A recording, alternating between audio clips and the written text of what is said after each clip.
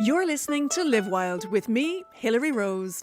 Live Wild is the podcast that is a reminder for you to sometimes just have a good laugh and mostly at yourself. With that in mind, this episode's guest is none other than my old mate, DJ Jenny Greene. Jenny is one of the foremost DJs on the Irish dance scene for many decades. The Electric Disco on 2FM is one of the longest running and best loved radio shows in Ireland. Jenny's most known for filling dance floors across the country, but her sellout gigs with the RTE Concert Orchestra draw thousands of people out to party. And if you haven't been to one of these gigs yet, then all I can say is treat yourself and get yourself a ticket to the next one. But I remember going to the stage then, going around just before, about 15 minutes before we went on stage, and I walked around, I was like, holy God. Like, the tent, I think, held 9,000. It was full, and there was about 2,000 or 3,000. They reckoned it was about 11,000 there in total. And that was before we even came on. Jenny! And I was standing out the back, and I remember my mum and dad were at home in Cork, and I rang my mum, and I was bawling, crying on the phone. She was like, what's wrong with you? What's wrong? I was like, nothing, Mum. There's loads of people here. She's like, what do you have to take? And I was like, I haven't taken anything. I was like, I'm just telling you. I've never stood out in front of this many people, ever. It was such a weird, like, really emotional feeling. This is an epic 2-hour feel-good chat where we discuss her love of music, how it shaped her life, how she unwinds, being honest, and Basil Chocolate Mint. Jenny and I have known each other for quite some time. We rarely see each other, but we always manage to pick it right up where we left off, and that involves a lot of laughing, mostly at ourselves. You can find out more about Jenny and her gigs on djjennygreene.ie and on her Insta at Jenny Greene. Enjoy the show. Oh my goodness, it's Jenny Greene on the Live Wild podcast. Listen, oh my goodness, it's Hilary Rose. What a special day for us all. Oh my word. I'm going to call it straight away. I'm going to say Irish music icon right here on the Live Well podcast. Yeah, I know you're making faces at me, but I'm going to call it. I suppose, to be fair, it's a small country, isn't it? And as well as that, can I say, so happy to have my pal of many years on the podcast. We worked together before, we became pals. It was awesome. And then you've interviewed me several times actually on 2FM for various other projects. So you, I feel like you're returning the favour to me now by coming on the podcast. So thank you very much. I owed you that at least. And I'm sure over the course of this chat, we'll get into how we met each other and what exactly it was we were working on. But we'll keep the detail of that fairly vague because I don't want someone to look it up. Oh my goodness. Okay, I'm going to have to remember that myself. But I did look up stuff about you because I was like, do you know what? I'm going to have to do my research. I know Jenny, but I have to do my research. I never knew, Jenny, that you were an astrophysicist and supermassive black hole specialist. Never knew it. I am so glad that you brought this up. So thank you. Because I was only having a debate myself this week, and this is really sad, but I nearly need to write a Wikipedia page for myself purely because I got onto Google twice and said, will you please remove the date of birth and the detail for me because it's not me. And everyone keeps saying my date of birth, such and such, she's 43. And I'm like, I'm not 43. I'm also, nobody cops that, oh, well, she's not an astrophysicist, it mustn't be her. They go, oh no, she's not an astrophysicist, but I'm going to print in the paper she's 43. I'm like, I'm not. So it's a different Jenny Greene. I have contacted them twice and they've said that I can't prove that I'm me, so they won't change it. What? So yeah, so hopefully this podcast episode, which it'll go global. It'll clear it all up. So tell us about your past as an astrophysicist and supermassive. Isn't it amazing? I just, you know what, I first of all I went, what? I never knew that. And then I went, hang on a second, come on, Hilary. And then I was like, not that you couldn't be, but that, like, you know, you can't believe what you're reading. I thought your first thought would have been, God, she's looking well for 43. But it clearly wasn't. I didn't, because I just went, I don't know what that date of birth is because I can't do the math. That's why I'm an actor. It actually says it beside it in brackets just in case someone can't figure it out. I'm like, my birthday, by the way, for record, is the 8th of April 1982. It's not October 1979, so I'm putting it out there. Hey, there's nothing wrong with 79. I was born in 79. You were not, were you? Yeah. I thought we were the same age. No, I'm going to be 43 this year. Have I just offended you now? We've only started. No, not at all. Oh, there's going to be a whole hour of offence somewhere back and forth. You can get me back. I'm not. I actually, do you know what? I'd have to think about my age in the sense that if someone asked me my age, just because we've brought it up, I'd just be like, I don't know really what age I am, because mentally I still think I'm about 35, between 32 and 35. Yeah.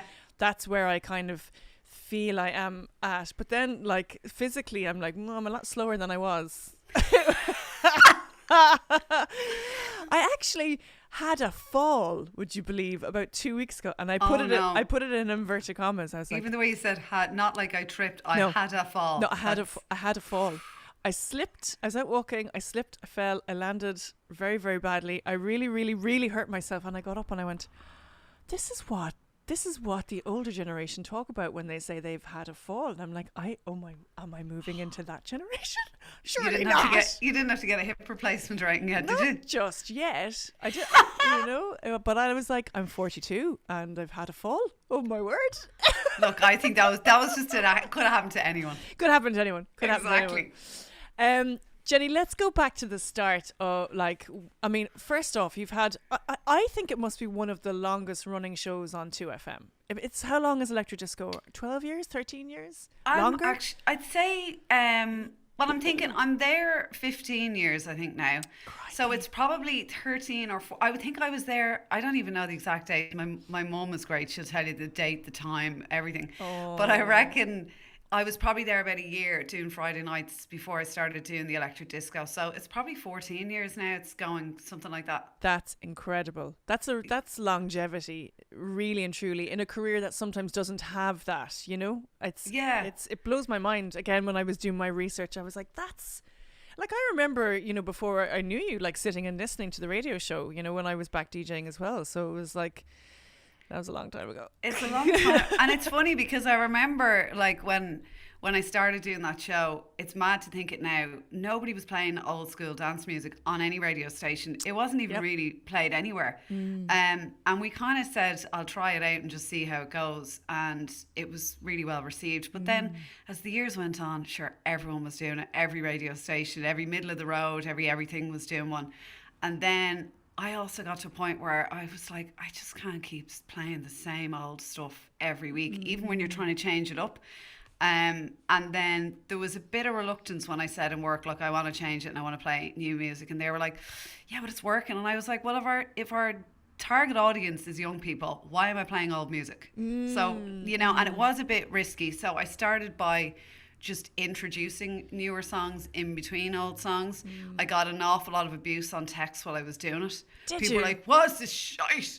And I was like, if you want to listen to Insomnia, it's on Spotify. Yeah. If I hear it one more time, I'm probably going to rip my own head off. Yeah. And I just kept going and going. And eventually, I think possibly those people who wanted that music got it elsewhere. And then we suddenly then took on a whole new younger audience, which is what I wanted. And older, like, you know, it's all age groups. I mean, older people, i.e. you and me, if we're called that now. We still like new music. I can still move. Woo! I can still move, do you know? But I love new music, and so do you. So, you know, we're getting young people and, you know, kind of older people who are listening to the show. But I just couldn't keep playing the same stuff, and even getting booked for gigs. They were like, 90s dance party with Jenny Greene, and I was like, it's not a 90s dance party, and I won't be playing anything from the 90s. And even those first few gigs didn't go down well. People were like, I went to see her and she was shite, and I was like, I wasn't shite, I just didn't play you know, the old reliable stuff, you know. I'd play remixes of them just to kind of ease people in, but you have to move, because otherwise there'll be no longevity. You'll just be gone then. And I don't, as you probably know from your research, I don't have a fallback plan. You don't have your PhD in astrophysics. I'm not qualified to do anything else, Hilary, so I need to hold on to this. Actually, let's talk about that. Like, when did you find that music was like a real passion in your life? At what age did that start at? It actually started, I remember when I was 4, my dad gave me a Walkman. And it was from, like, do you remember, I think it was like the SO Tokens. Do you remember there was And people would get suitcases and various random things. And one of them, anyway, was this little blue Walkman. It had like a neck chain thing on it, and a little orange fuzzy headphones. Yeah. So he got me that, and then he gave me Paul Simon Graceland on cassette. Amazing. My favourite album. Yep. And Bruce Springsteen, Born in the USA. Wow. And after that, I was like, I sat in the back of the car on every long drive, just singing along, top of my voice, head wrecking for everyone else in the car because I couldn't hear the song, just hear me. Yeah. And my party piece then was Paul Simon, The Boy in the Bubble. It kind of still is. Beautiful. Oh my God. Actually, my party piece was a Paul Simon song as well. That only came up recently. It was last summer. I was at we just had drinks afterwards after filming one day. And which one was it? Diamonds in the Soles of Her Shoes. Oh, that's my other favourite. It's beautiful. It's really I lovely. took guitar lessons just to learn that song. And I learned it. And then I said, I'm grand now, thanks. I just wanted to play that. Can you still play it? To be honest, I don't know, actually. I have 2 guitars and they're sitting out in the garden in a shed, but maybe one of these days. One of these days. If I didn't pick it out during lockdown, though, it's unlikely. I know. I've got a guitar in the attic and I'd say it's there 15 years as well. And it's a beautiful guitar and it's probably rotting at this stage. And I'm just like, I had committed about 15 years ago to be like, I'm going to learn Spanish and I'm going to play the guitar this year. That's it. And I think it's longer. I'm going to say it's 20 years. It didn't happen. Were you thinking of like setting up a Gypsy Kings tribute act or something? No, that I'd go and see.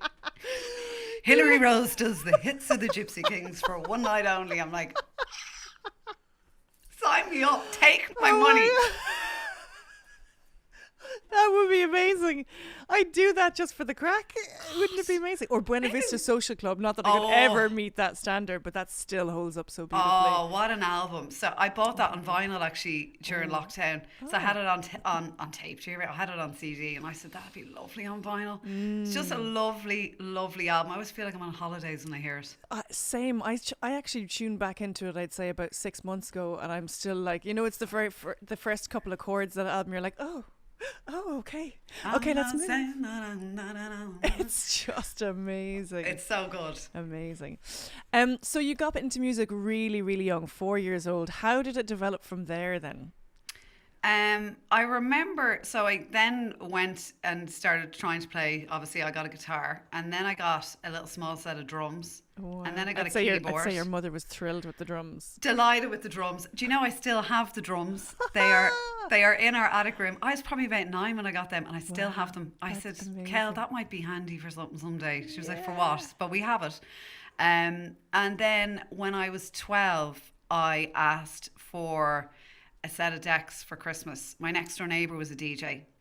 Wow. And his mum, my mum were best friends. He was a bit older than me and I was like, God, Ben Carbasso.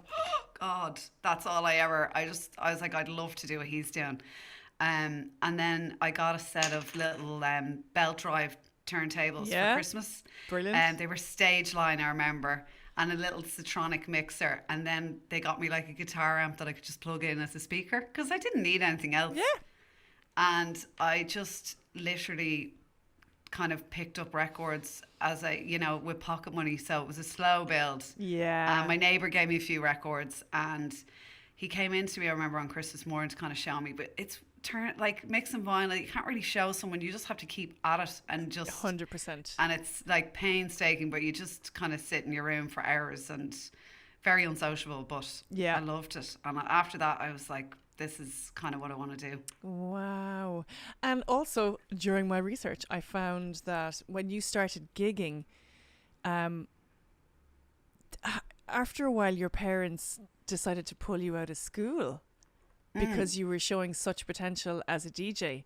Like, that's, I suppose, like a controversial move now. What was it like back then? I mean, it was more commonplace to be like, oh yeah, I finished up school, but like, you don't really see that much now. I suppose you don't. And I think what happened was, because I was working for Pulse FM, the pirate radio station. Wow. And I had started with them when I was 15. And they closed down when I was 17 to apply for a license, which they didn't get. Spin ultimately won that license. And when they closed down, I thought, what am I going to do? But actually, FM 104 phoned me and said, we're looking for a female to do weekend breakfast. It was Wow. it was probably quite tokenistic then. It's absolutely. not anymore. Yeah. And I said, great, sign me up. So they said, come in and have a chat with us. So I went one day after school. I got the dart down to F104 in Ballsbridge. I was still in my uniform, and I was interviewed by Colm Hayes. Oh my goodness. Because he was the programme director at the time, and he was also the presenter of the Strawberry Alarm Clock. So I think I started a few weeks later, but when I came home, my parents, they were actually away when it happened, and I had phoned them to tell them, and when they came back, they said, look, we were just having a chat while we were away, and we think maybe you'd be better off just leaving school. I was just in 50 or halfway through 50, I think at the time. And if you were more available, you might get other work during the week, and their reasoning behind it really was that I wasn't very academic. I had been sick for years, on and off, and I missed so much school that I never was really able to catch up. I didn't sit my junior cert either. So I was always so far behind that this didn't seem like a massive risk. You know, it was worth the shot. Yeah. And it paid off. So, and obviously I was ecstatic going, I'm not going back. Yeah, I just got Delighted. I just got goosebumps thinking of it. Like, fair play to them, you know, for really having the foresight to kind of go, no, this is actually a really good direction for her. Yeah. And like you said, in the circumstances that it occurred in, it just makes so much sense. So it's really good that your parents tuned into you rather than kind of trying to force you back into academia and go, no, you must finish this or and look where you've panned out like all these years later. It's amazing. It's a gamble, I suppose, It you know, is. but you know, look, everything in life is a gamble, you know, and I've taken many gambles over the years since then, some of them more stupid than the next, but you know, I'm still here, touch wood. That's it. Even like finishing school and getting a degree is a gamble, no matter what. You can't control any of these outcomes, you know what I mean? Yeah. So it's brilliant that you know, like I said, they had the insight to do it. I love as well the fact that you were, you know, DJing in clubs at such an early age that you probably couldn't even get into clubs unless you were DJing.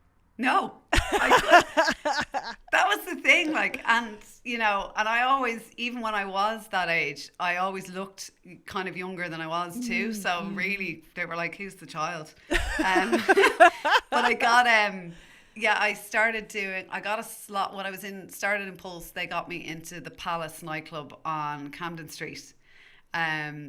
Back in the day, and they gave me like a warm-up slot on a Saturday night. I think it was like for an hour or something. And the DJ box was, I don't know anyone who remembers the Palace, the DJ box was on the top of the bar upstairs, so you had to go up this really big ladder and walk across the roof and down, and they had to make me a special staff card because I kept getting stopped to the door, and then a big row would start, and I was like, no, I'm here. Like, I was on my own with it, like my little bag of records, like, you know, where else was I going? Yeah.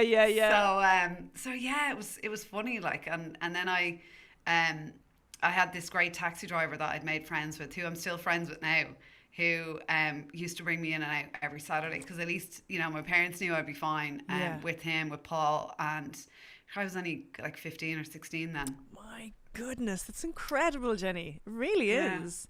You know, I suppose you start clubbing, you kind of start sneaking into clubs from 16 onwards, but to be in the DJ booth, essentially, like, you know, that in itself, I suppose as a punter looking up, that's a lot to look up to as well. Did you feel any sort of massive pressure, or did it feel very natural for you at that time? I think I felt a bit of pressure and I was very nervous, but the only, I suppose, positive about it was I was up in the roof and I was like 5'2", so no one could see me. Yeah. So actually, it's kind of easier. Like, I'm thinking of all my earlier days DJing, nobody looked at you when you were playing. You were just, and I love that. I would love to play a gig where everyone was just dancing and facing the other way. Yeah. You know, because you don't have to give it quite as, you know, you're trying to concentrate on what you're doing, and then you're trying to look like you're having a ball, and you're like, this is exhausting. It is, you know? yeah. It is, and sometimes you really have to push yourself to get. It's not that you're not into it. It's just like you haven't been out in the piss all night like they have. So you're sort of, and then people go, God, she looked miserable. I was like, I wasn't. Like, I was concentrating on what I was doing. Yeah, or you're totally just engrossed in the music in your headphones, in yourself. Like, sometimes that's different as well. Then you kind of go, oh yeah, there's a whole crowd there. I should really, like you say, interact with. Yeah. And just do I used to do this thing sometimes where giving away trade secrets now. Oh, go on. But I'll take it. I'm sure every DJ does this. But You know, some gigs you go to and you don't know any, like, I mean, you know, you get to a stage where like your mates aren't coming to gigs and stuff like that. So you just, The novelty's worn off. They're like, nah, you're grand. there's a bit of the novelty worn off, but there's also like, there's a sea of faces that you don't know. And particularly when the DJ box is more intimately on the dance floor, that they're, like you said, there can be, I used to feel, I suppose years ago, a little bit self-conscious, particularly if there's a light shining on you and that you had to interact, like you said. So I used to do this thing where I'd be like, hey, yeah. Like I would point down to somebody at the back of the room that didn't exist. And I'd be like, hey, yeah, how's it going? How are you? Like totally interacting with somebody completely invisible. Oh, and then, God. Yeah. So people would, like, in the middle of the dance floor, were going, oh yeah, no, she's like, you know. She's up for it. All her mates are here. Her gang. And then it depends as well. I find I always ask for I don't know if you're like this, I always ask for the decks to be a certain height. I like them high as opposed to low, because the lower they are, the more awkward you look. Yeah. Unless I like them like literally kind of where my hands are there, so that I'm not like that. And even worse for you, because you're tall. Like, I'm not tall. Yeah, and like you'd come in and they're waist height, and you're like, your head is bent over into it. Your back is wrecked by the end of the gig. Yeah, I used to try and get them. I used to get them up on the flight cases. Yes. To try and give more height again, you know. Because otherwise you're bent down and you're trying to look casual. Yeah. I'm just going down to tie my shoelaces. It's ridiculous. Oh, I love it. Did you find as well, like you said, you kind of touched on it a while ago, that it felt like being a female in the industry was a novelty back at that stage? Did you feel that there was any pressure being a female in the industry in the early days? I mean, it's quite commonplace now to have both, you know, radio DJs and club DJs that are female, but I suppose when you started out, and I would have been out there around the same time, it really did feel like a novelty. Did you feel there was extra pressure on you? I don't know. Maybe there was actually less pressure, because I think people just expected you to be shit. Yeah. So there's a tiny bit of that too, isn't it? And when you weren't, they were like, oh, Jesus. And you wouldn't even have to do much. Yeah, but of course she can mix. Jeez, She can look mix. at that. It's Would not you just look at that. It's not just a cake. She can mix that one, you know. Oh, I'm telling you. And as well as that, the great thing was, because it was vinyl that I started on, there was no, like, nowadays you watch DJs, like, I do everything live. I don't like use a sync button. I don't even use cues. I use the CDJs as if they were turntables. Yeah. But anyone could watch me and go, sure, she mightn't even be doing that. And that's fine, because I've seen people who are literally doing nothing, so I'm aware of that. Yeah. But at least when you were mixing vinyl, they couldn't question whether you just did it or not. I'm like, well, I did. So, you know. Yeah, 100%. And I loved, I again started on vinyl as well. I loved when there was little original scratches and loops on vinyl. I loved that. You have a little scratch or a little bump or a little hook on the vinyl, and it's like, yeah. There it is. Yeah. And like, you know that it's coming up. You can actually see it on the vinyl. You know it's coming up. You're like, okay, I'm going to have to mix before that, or I'm going to have to, you know, tie that into the set somewhere. I loved that. It was a real... And then carrying them was the worst. Man, like, that was a nightmare. The carrying was like, I remember my parents bought me this little wheelie trolley, you know, like those granny trolleys that they put their shopping on. Like, they bought me one. I'm just going to Guineas. That's exactly what they bought me. And I was like, my back was broken. And I just said, I'm not using that. I'd prefer to have a broken back than use that. I was so mortified that they even bought it for me. And they were like, okay, she can't be told. And here I am 20 years later with major back problems, by the way. I thought you were going to say, here I am 20 years later with that exact trolley going shopping. I think I will be. I actually will be. I'll put everything up on wheels at this stage just to try and save my back. But I still have all my vinyl as well. Do you still have yours? I have all my vinyl, and I always just left it up in the attic. But then obviously we moved house 2 years ago, so everything that I had just thrown up there suddenly had to come down, which was just like, that was so much more work. Like, emptying the whole house was fine. Emptying my music out of the attic, I also had about 20,000 CDs. And I went through every one of them, because I said there is no point in bringing all of these and putting them in another room where they're not going to see the light of day. So I went through every single one of them and kept just the few that I knew I might use or couldn't get somewhere else. Yeah. And got rid of the rest of them. And then Al Gibbs, my friend, God love him, said, oh, listen, I'll give you the dig out if you need a hand. So I was actually doing something on TV that night, and he called over to the house with Cal, and he emptied all of my vinyl out of the attic, down the stairs, into a van, and transported it over to the new house. His back was broken.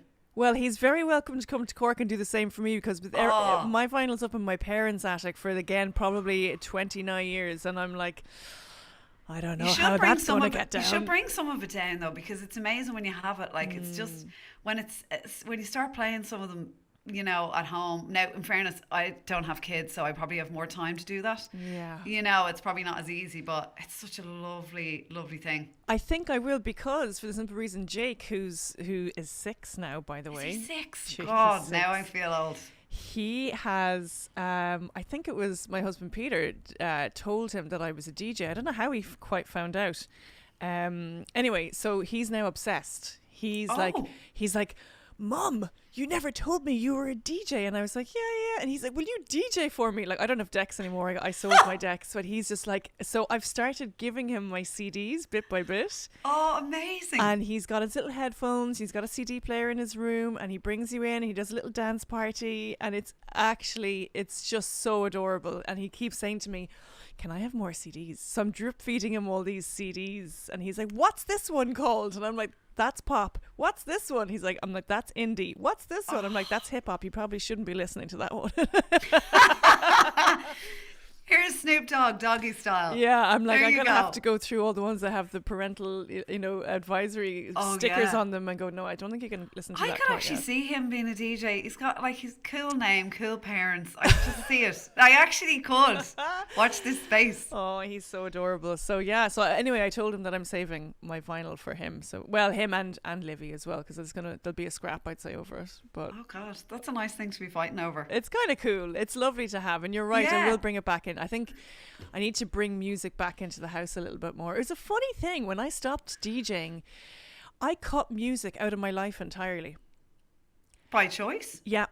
Why? I had to do it for a couple of years because I suppose like I stopped DJing when I was pregnant with Jake because I just knew I had to change my lifestyle. I couldn't do the late nights with a small baby and all that kind of stuff. And I shut it all away. I didn't listen to any music for a couple of years. Was that because it was kind of traumatic for you? I think so. Yeah. I think so. I had to cut it dead so that I could really, I don't know, open up into a different area of my life. And it's only in the last couple of years that I've really come back to music very, very strongly again now. And it's beautiful. And I really missed it and I really needed it, I think everyone needs it, every day, no matter what kind of music it is, but without it. Well, as long as it's kind of good music. There's a lot of awful music out there that wouldn't do anything for you now. Yeah, it's true. We won't name them, but, basic people. I love such and such. I'm like, why? Like, sounds like everything else. Why do you think people need it every day? Because it lifts your mood and it just, there's something about it. It's like therapy, I think. I get up at 8 o'clock every morning. I have breakfast. My day is exactly the same. And then I listen to music all day to put the show together. Wow. All day. Because as well as that, I'm doing 6 radio shows a week. 4 nights are kind of like Indian electronic. 1 night's pure dance and 1 night's pure chill out. So there's so many different genres that I'm doing it all day. And my only day off is Friday. And Friday, I always put on like loads of vinyl in the rave cave, like real nice stuff. And I remember my mum said to me, God, do you not hate music by the time you get to Friday? And I was like, I actually don't, because I have it for every different occasion and all different types. So there's a lot of music I can't stand, but I don't have to play that. So I'm like, that's perfect. But yeah, I just think there's something about it. Music it should be with you all the time, even when you're busy, just even in the background. And that's something that I found as well, that I'd have this internal rhetoric that was going round and round and round around my head, and this and it sometimes can be a negative chat, like I do everything in the house, or I do blah blah blah blah blah, know. And then the second I turn on music, that's gone. Yeah, it's gone. And that again, that I was like, that's a form of therapy. So now I'm like, okay, now I'm singing and I'm happy, rather than going, why didn't he put the bins out? Exactly. Or like, I'm not the only one who thinks of doing this. Yeah. If I didn't do it, would it be done? No. Exactly. I'm very happy to see that every married couple is the same then. Even 2 women, it's still the same. You think, I'll be perfect. I'm like, no. Oh my God. I love it. Do you like, speaking of Kel, your partner as well, your wife, like how does she support you within the industry? Like, you have different careers and different timetables and stuff like that. I suppose you've known her for so long as well. Yeah. She knew what she was getting herself into at the late night. She knew exactly what she was getting herself into. She kind of, I have to say, you know, she has quite a completely different job, you know, to me. And so far as she's a social worker, she's a medical social worker. So she deals with, like, you know, some really, you know, traumatic cases of people who are, you know, in a bad way or, you know, dying or whatever it might be. And it kind of puts my issues into context. It's a good reminder of this is real life and this is not, you know? Yeah. But I do find, you know, when it gets to the weekends, and it's tough for her because she's working all week too, and then suddenly she does, you know, in general, come to all my gigs. Oh, I mean, that just like warms my heart. It genuinely does, though. It's gorgeous. Yeah. Like, and I think to myself, how are you doing this? Like, if I didn't have to go tonight, I wouldn't even go, you know? But she'll go with me, and it's not even that. Like, she'll always, like, I'll bounce around ideas with her, or I'll be like, every time I do a gig, I always kind of plan out the set. I never wing it. I've never done it. And I'm not ashamed to say that. I don't care. Wow. Because I just prefer to know kind of roughly what I'm doing. Yeah. But I'll say to her, I was thinking, what do you think of this? And she's like, I wouldn't. I'm like, right, okay. You know, just to kind of get a, you know, I'm like, this is a bit of a gamble. What do you think? She's like, absolutely not. Stay well away. So, you know, and even then she'll kind of just, I get so anxious and nervous before everyone then that she'd always just kind of calm me down. And, you know, so great, yeah. It's like having a therapist with you 24 hours a day, you know. Who has an extensive musical knowledge as well and shares your taste in music. So, like, it's a win-win, you know. I mean, we lucked out, I think, when we got together because she loves music, as do I. And we would always sit there going, oh, I have to play this song that I heard, or I have to play. But a lot of people aren't like that. And if I was with someone who wasn't into that, I just think I'd be like, oh, you know. It's such a struggle because it's such a huge part of your life. It is like, I mean, what would you say? It's probably like 70% of your life? It's probably, I'm thinking, like, what else do I have? Yeah. Maybe it's... You've hidden gifts and talents, girl, but... I don't know, but I think, it's probably 9, well, it's nearly 100%. I mean, I spend all day, every day doing it. Here's a question. If you weren't to do that, what would you do? Is there anything else that piques your interest, or what would you do? Or, like, is it something you've ever thought about before? Like, have you ever thought about a career change? And what would it be? What would it look like? I never really thought about a career change because I love what I do so much that I couldn't think of an obvious career change. Yeah. But the one thing I always wanted to do years ago when I was much younger is I always wanted to work with animals, or I thought I wanted to be a vet, and I definitely don't want to be a vet. I wouldn't be able for that. But yeah, I would love to work with animals, but I think I'm just too emotionally attached that I just wouldn't be able for it. Yeah. You know? But that's the only other... Animals and music were my only two interests. I know that sounds a bit like it's not a lot really, but no, it's perfect. I was the same actually. Funnily enough, I wanted to be a vet when I was younger. Okay, and what changed your mind? And this is awful, but oh God, no! Go on. A neighbour who was a vet laughed at me and said, "Women aren't vets." I know. Oh. He'd be cancelled now, you know that? Yeah. There'll be major cancel culture for that. Oh my God. Yeah. Wow. Isn't that insane? And like for me, it was always horses. I was very much into horses. Funny, I could see you on a horse just now that you say it. Yeah. I don't know if that's a thing to say to someone. Yeah, I could see you on a horse. Yeah. I could see you on a horse. Yeah, I was horse riding since I was 7 years old. So I was really... Like, I'm still very much into horses. So that would have been my thing. But yeah, it's funny, I suppose... Like, I turned 16, like I did I finished school as well at 16, but I did my leaving cert. I was a lot younger, just I'd skipped transition year, and people go, were you a genius? I'm like, no. You notice I didn't ask you that, knowing it. Yeah. Didn't cross my mind. No, exactly. For the listeners, Jenny was right to not even ask it, but I had to clarify anyway.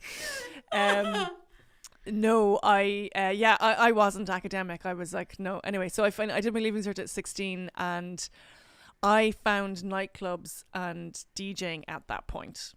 So that's what switched me out of like wanting to be a vet and being around animals. I switched from like this wholesome time spent in like horse yards and getting up at the dawn and with the bales of grass. hay to Yeah, to like serious hardcore raving and arriving in at the dawn, not getting up at the dawn, you know. So and you notice neither of us thought that the obvious reason for us not to do veterinary was the points that we wouldn't have got. Not a hope in hell. Just that minor issue, like. It was a minor issue. I got 600 points, but I said, affect this, I'm going to be DJ. Do you know I sat 2 mocks for my junior cert. I got grinds for both, and I think I did foundation maths with a grind, and I failed. I'm not even going to go into my academic record. I'm just not. I'm just going to say mine wasn't even that pretty, I don't think. See? I was this total daydreamer. Yeah. I'd sit and I'd just look out the window and they'd be like, she's just gone again. I remember in maths class, I'm particularly bad at maths as a result. There was he was a lovely, lovely male teacher, but he just couldn't control the classroom and it was all girls, and he used to call us bitches, right? But he was so stressed out. I got it. Like he wasn't, and the class would just turn into a riot, and he'd be like, "You're bitches, the laddie." And he'd be dragged out now. Totally. Like, in handcuffs. He was just he was brilliant. It was a brilliant person as well. But like he would walk in and start the class, and I used to go, all right, I can't remember his name. God forgive me now, but I can't remember his name. And I'd be like, all right, see ya. And I'd walk out of the class and I'd go into the bathrooms next door and I'd sit in the bathrooms and roll like cigarettes or whatever I was doing. And like people would come in and out to the jacks on their break and like chat to me. That's how I spent my maths class. Those are the days, aren't they? Yeah. The good old days. And I got away with it because I was like, what's he going to do? What's he going to do? Drag me back into the class? Not going to happen. I was so stubborn. So stubborn and such a brat. Oh my god. I remember being out with you one night, and there's plenty of ways this could go, this story, but thanks, we can edit it out if we need to. Can. So go on. We can. So for the moment, I'd say to you, proceed. And then I'll get my people onto your people afterwards and I'll cut that out. We'll see where we go with this one. Okay. I'm open to it. Okay. All right, she's open to it. We'll see. I do remember, I don't even know if it was a night out, but anyway, I remember saying to you at one point, I think we were again having a conversation about like gigs and career and all that kind of stuff. And I remember saying to you, but you're very driven, right? And that was my perception of you at that time. Not that it was in any way a negative. I always was like, that's amazing. Yeah. But you stopped me and you said, I'm not driven at all. And I went, what? What do you mean? And you were like, no, I'm not. This kind of like, and not to negate the fact that you work hard, because you do work very hard. Yeah. Being driven and working hard are two different things. Yeah. In my mind, I think they are. But you were like, I'm not driven. I kind of didn't have a plan. Like it just kind of happened. And I remember sitting there going, thinking about this, going, that's amazing. Like, do you still stand by that? I know you'd have to have a loose plan of where you want to go, but do you feel that your career panned out in that way, that it was a natural progression? Yeah, it's funny that you'd say that, and I have a vague recollection of that conversation, funny enough, but I think we were a few drinks in at that point. I'd say so. No doubt. Yeah, I don't know if it's a bad thing to say. I'm still not driven. And don't think it's a bad thing at all. All I ever want, like, I love what I do, and I'd hate to do something that I thought was the wrong thing or awful or why am I doing this? But my main goal is always to have, like most people, have a nice life and be able to pay my bills and to just know where the next paycheck's coming from. And if someone said to me, you don't have to pay for anything for the rest of your life, I probably wouldn't go into work tomorrow. And I'd be fine about it. And I know I hate saying that, but I'd say a lot of people are like that. And they're like, oh yeah, but you must love your job. And I do love my job, but I just as happy, you know, I'm a worrier anyway. I always have been. So I lie awake at night going, God. And in this job, it's not, you know, as I know and whatever over the last number of years, it's never secure. Yes, and I go, what if it went tomorrow? What would I do? And I always just worry about, money. But I know a lot of people do. It's a basic necessity. Yeah. Yeah. And even when things are going well, I go, like, I'm careful. I go, right, we, keep that, might need that or whatever. And, as things transpired over the last number of years, I did need that safety net that I had always worried about. And, but yeah, I've never had a plan as to where I want to end up. I still don't even have that plan. I'm happy doing what I'm doing now as long as someone is willing to let me do it, I'll do it. Especially DJing, even more so than radio. I did think recently, I was like, I wonder how long I'll be able to do that for. Yeah. But, then I look at, I'm not comparing myself to any of them, but I look at like Pete Tong and people. Yeah. And, what is he, 60 or I don't know, something no idea, like that. But he's close on it, I'd say. Close on it, I'd say. And or even Carl Cox, he's not a young man either. Yeah. And then you go, could I still be doing this in those amount of years? Maybe I could. I just don't know, but if it goes, then what will I do? So then I try not to think about it too much, because that's the sort of stuff that keeps me awake at like 4 a.m. Yeah. And I think 100%, I find it really like 100% you could keep on doing it if you so choose to. Like, I find it really interesting. I love watching artists' progression. And I know I remember years ago there used to be an argument that like, oh, as a DJ you're not an artist because you're playing other artists' music. But I do think there's an absolute artistry to DJing and being able to read the crowd and read the energy, which I want to get into more of as well. But I love following an artist's progression because it changes. Like you said, you started to change the different music that you played as it went along, and your sets kind of shape shift and all that. Yeah. And I think as it changed, there is longevity in that. Yeah. And if people are, have been with you from the start, they'll stay with you. I really believe that, I hope they will. But I think, it's funny just with the music styles. Like, when you look back, and you're probably the same, when you look back at the sort of music you played in the early days, like even when I was, like, I played like really heavy trance. Yeah. But I wouldn't go near now. And, and even any women who were big DJs at the time, they all played hard house, like Anne Savage and Lisa Lashes, and they were always they were in the Temple Theatre all the time, which is where I always went. And they were all playing, like, hammering it out hard house. And I kind of liked that, and I liked trance. And then I remember going to Ibiza one year with Al Gibbs. We went to do our shows from Cafe Mambo. It's years ago now. I think I was about 19. And he said, trust me, Greener, now in a few years you're going to get into real housey stuff. I was like, no, I'm not. It's so boring. And he was right. I did the same. I started in hip hop. Hip hop was always my thing. Yeah.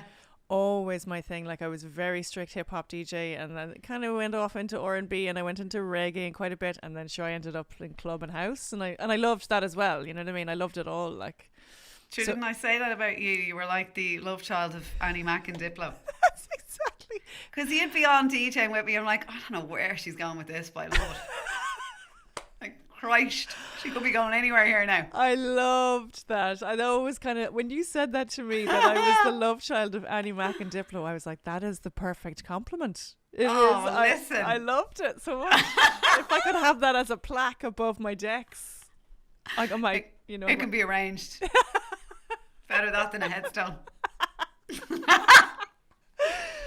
That wouldn't be a bad thing to put on the headstone. They'd be like, well, what's her true with me. What's her true genealogy here? Like, Annie Mac, were they not the same age? What? I suppose tying in this question as well to what we were just talking about, like success and being driven and all that kind of stuff. I see you as a very successful DJ because you are, quite frankly, because you've had like such amazing longevity on 2FM and many other radio stations. You're still on tour doing, you've got a multitude of gigs. You're still really, really highly in demand. So I view that as success. What is your perception of success as like now as opposed to what it was maybe 10 years ago or 15 years ago? God, it's a really good question, actually. And I don't know. Like, it's funny. Sometimes even now you still kind of go, am I still getting away with this? Or everyone has those dates or those feelings, Yeah, and 100%. I don't think I've ever I don't think I've ever felt successful, really, which wow, It's like everything in life. You know the way you just keep waiting. Oh, when I get to this, this will happen. Or when I get... We all do it. I do. And you just feel like you're still going to get to that point. Although I still don't know what that point is. I don't have something in my mind that I go, when I get that, then I've whatever. Yeah. So you just feel like you're just still going day to day to get to this point. But I don't know what that point is, you know. And I don't know. Like, I suppose I feel successful in so far as, you know, I'm very content. I have a lovely home life and I feel very lucky. And that means everything to me, you know. Beautiful. So that's probably something years ago I didn't necessarily think I'd have. And I do, like, you know what I mean? So that's probably, maybe that's my biggest success. I like amen to that. I think that's absolutely gorgeous and so vital, and really vital for others to hear as well, because I found the same. No matter what no matter what level I reached in my career, it always, it's going to sound tragic, but it always kind of like... Hang on, I get the violin. Yeah, let me just get the tissues there, guys. It always left me feeling slightly empty and slightly, and not slightly drained, really drained. And I had to reframe my version of success, what that meant, because I had always gone, if I get to, same thing, if I get to this, that's success. If I get to this and achieve this and da, da, da, da. And when I got there, I was like, meh. So yeah, I same as you, I had to reframe, I guess, what I thought success was, and I boiled it back down to, again, happiness on a daily level within my family structure, with my kids, my husband, having a lovely home. And if I was to walk away from everything else, I would feel successful in that, you know. You would. And I think it depends, like, you know, on your relationship as well. I know it's not everyone is as fortunate. I would spend 24 hours a day with Kel and we would laugh and I would never get sick of her company. Yeah. And that's not, like, even during lockdown, we'd be like wetting ourselves laughing. And then after lockdown, we started seeing people and I was like, oh, I'm kind of being used to now, you know, this is overkill now. We're happy out, like, you know. Obviously, you know, we have little arguments like other people, but to be honest, I can't even remember the last one. And then you and Peter are the same.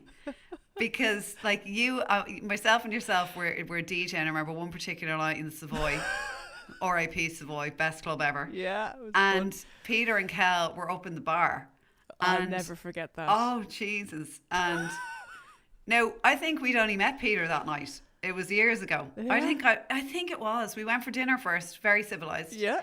And then suddenly, yourself and myself finished the gig. Yeah. The club was closed. We went up to this little bar to meet them.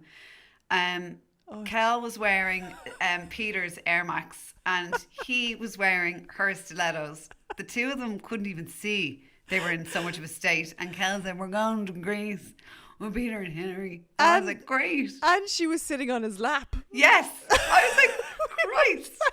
The two of us rocked in and we're like, what's going on? But we had such a laugh, and the two of you were just as silly, and I was like, this is it. And you don't find people like that very often, and when you do, you're like, Jesus, hold on to them. Oh, you're so right. And it's funny, like, when you throw a couple of kids in the mix, you start to forget that stuff because the pressure becomes intense. It's like throwing... I remember when you told me you were pregnant, I was like, great. And I was like, I was a little bit devastated. I was like, I'm not DJing anymore. I was like... The crack's gone. It felt like a death or something. I was like, I'm delighted for you. But you do get that. You get that with it. Like, it's funny. Everyone goes, oh, amazing. I remember telling Kel, and she was like, what? She won't be coming out anymore. I know. That's it. And the holiday to Greece never happened. It will at some point. All right. It will at some point. 100%. Will we go for a 60th? Oh my God. I don't know, yours or mine. I'll probably get there first according to Google. So, you know, we go for mine.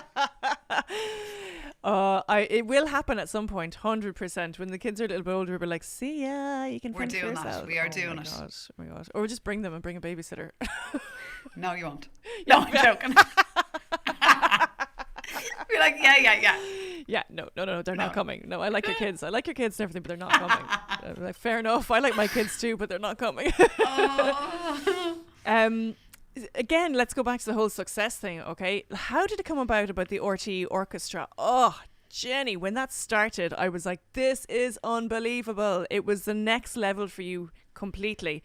It was amazing. I mean, it's probably 5 years ago you started it now. Do you know, it's 6 years ago we started, but to be fair, we missed 2 because of COVID. So then it's only been 4. Okay. You know, but I remember when that happened. It was 2016, and if you remember, Pete Tong did the gig for the BBC Proms. I do. Everybody lost their minds. They really hadn't seen that before, and it was like, and it was incredible. Yeah. Like nobody knew what to expect, and it was really the first of its kind. And then I think it was a couple of weeks later, I'm not sure of the time frame, my boss called me in, Dan Healy, and he said, look, have this idea for Electric Picnic, you and the concert orchestra doing basically that gig. I just got goosebumps. And of course, me being the worrier and always looking for problems, I was like, how the hell are we going to do that? Electric Picnic's in, I don't know if it was like 6 weeks away or something like that. I'd never met the orchestra, hadn't a clue. And then I didn't know if it would work. And then I was also conscious, like, and people have said it since, and I've never denied it. They're like, "Oh, you're just copying Pete Tong," and I was like, "Yeah, we did." Like I'm not pretending that we came up with this. We clearly didn't. I didn't ask to do it. I got roped in. Here you go again. You see? See? Don't shoot the messenger. All right. And how many other people would have turned around and gone, "I'll leave it. I won't. Thanks. So I'll leave it." So anyway, we did that, and there was a good few people involved. Adam Fogarty as well, who's our head of music. Lovely Adam. He was in straight away, putting the set list and everything together, because this was like all hands on deck. Then all the songs had to be picked, and then they all had to be sent away to be scored. Then they had to come back. Then everyone had to play them and learn and record them, yeah. and learn, and all of this was going on. And then we rocked up to Electric Picnic to play it the Friday night in Rankin's Wood, which isn't normally open. And even in the run up to it, and I was also that weekend doing the TV coverage for RTE as well. So I was in that all day, and then running over to do a quick rehearsal. And then, you know, Dan Healy said to me, "What if no one turns up?" And I was like, "Well, I don't know, Dan. Like, we're all putting it up online. I don't know what else we can do. If they don't turn up, they don't turn up. You know, it is what it is, you know." So we did the sound check, and there was a good bit of interest at the sound check. There was a lot of people around. So we were like, maybe. And I think the timing was great. We were on for the hour just before the Chemical Brothers on the main stage. So it was it was perfect. Yeah. So we went, and Rankin's Wood was pretty near the main stage. So it was like the perfect, sure, we'll wander down and we won't miss the Chemical Brothers. Yeah. But I remember going to the stage then, going around just before, about 15 minutes before we went on stage, and I walked around. I was like, holy God. Like, the tent I think held 9,000. It was full, and there was about 2,000 or 3,000. They reckoned it was about 11,000 there in total, and that was before we even came on. Jenny! And I was standing out the back, and I remember my mum and dad were at home in Cork, and I rang my mum, and I was bawling, crying on the phone. She was like, "What's wrong with you? What's wrong?" I was like, "Nothing, Mum. There's loads of people here." She's like, "What are you after taking?" I was like, "I haven't taken anything." I was like, "I'm just telling you, I've never stood out in front of this many people ever." It was such a weird, like, really emotional feeling. And Gemma Suger was with me as well, who is now one of my best friends, but we didn't even know each other then. Yeah, she's just like, so "Hi, brilliant. hi, girl, hi." Yeah. And we both just stood there. I think I was just standing there at the time, chain smoking, going, how are we going to get through this, and is it going to work? Wow. And then I just remember being out there, and it was like, a lot of it's a blur now. It was like, what is this? Like, just an amazing feeling. And I think because nobody really knew what to expect, and it was also not a lot of pressure, because I was conscious that it was just an Electric Picnic. People hadn't bought a ticket to see it, so if they didn't love it, it didn't matter. Like, yeah, in a sense. I mean, okay, like, no pressure, but still massive pressure. But like you said, it's not just them coming specifically to see you. It was like, okay, but what a great forerunner to show that you could do those numbers specifically, which then led on to Ivy Gardens and the Marquee. Like, so the 11,000 that was there, is that the biggest number you've played to, do you reckon? With the orchestra, yeah, it would be. Wow. Yeah, definitely. And they're huge numbers, Jenny. They're huge numbers. Yeah, I suppose they are. Like, and I think when we finished it that day, like at Electric Picnic, we thought like that was it. We were like, oh, that was great, and I didn't think any more of it. And we went on honeymoon, because we delayed our honeymoon, so we went on honeymoon, went to Mauritius straight after that weekend. Perfect. And I was over there, and Dan Healy rang me, and he was like, and he gets real excited about stuff. He's like, "Real, are you sitting down?" I was like, "What?" He was like, "We're doing 3 Arena." I was like, "What?" So it was just suddenly, and it kind of just took off from there, you know. And rightly so. I mean, I've been to 2 of them, I think. Is it 2? I missed the one recently. Unfortunately, couldn't get a babysitter. Thanks, guys. Thanks, Joe. I don't worry, it was a shine. It wasn't actually. It was amazing. Yeah, I know. I heard. I was told. It was, but you know yourself. Cork in a tent in the rain as well. Dance classics. I mean, really doesn't. Cork people there's nothing else you could add into that. Cork people like to party, and there's that history of having Sir Henry's, which is such a it's such a deeply ingrained history, clubbing history in Cork, you know. So I'd say you're always met with a good crowd. But yeah, I've seen it twice, and it's just blows my mind every single time. It's an amazing gig, and I love being in the crowd for gigs like that. Like, you're so kind, you always bring me backstage as well, but I love being in the crowd and just the vibrations that come off the crowd when you're playing. Do you think that there's like something really important about people coming together? I know you say that, you know, people listening to music every single day is really important, not just for mental health and everything else, but do you feel that it changes dramatically when they come together in a group, and what shifts within a consciousness when it comes together? Have you noticed that? It definitely does. I mean, it's like the way they say, you know, people. It's why people join choirs, because when people sing together, it does something to people. When this harmony of sound that you're making and creating together, and in some ways the crowd is a little bit like that too. And I think, you know, dance music is euphoric, and classical music is too. And I think that's why they work so well together, and why they bring that euphoria to another level. And when you're like mashed in with people, there's that real connection that it's very hard to describe, but it's like a natural high that you get from it, you know. And it's sometimes that's certainly in the crowd, but even on the stage, like, it's very hard to come down from it afterwards, because it's such a low. Like, I remember we did 2 nights in the Marquee, whatever, about 3 years ago, and I remember on the morning after, the first night was amazing, and I woke up the next morning in the hotel. I started bawling, crying. I was crying for about an hour. Yeah. Kel was like, "What's wrong with you?" And I was like, "I don't know." She's like, "Did you have a good night?" I said, "An amazing night." Yeah. It's just, you're so high and then you're nothing. Yeah, you're so low. And I think it's just you know, it's just such a drop that you're like, and then you know you're going to go back up again in a few hours. But it's just, it's the emotions that you go through. It's the emotions and the energy of it as well. Like, do you feel like when there's a crowd of people, obviously there's massive amounts of energy that pump out, and like you said, it's so euphoric, and it's not like, you know, and the tempo is going to make a difference as well. So do you feel like the energy, that you soak up some of that energy, and maybe that you have to consciously kind of not guard your energy, but watch it afterwards, before and afterwards? Is it something that you consciously do or not?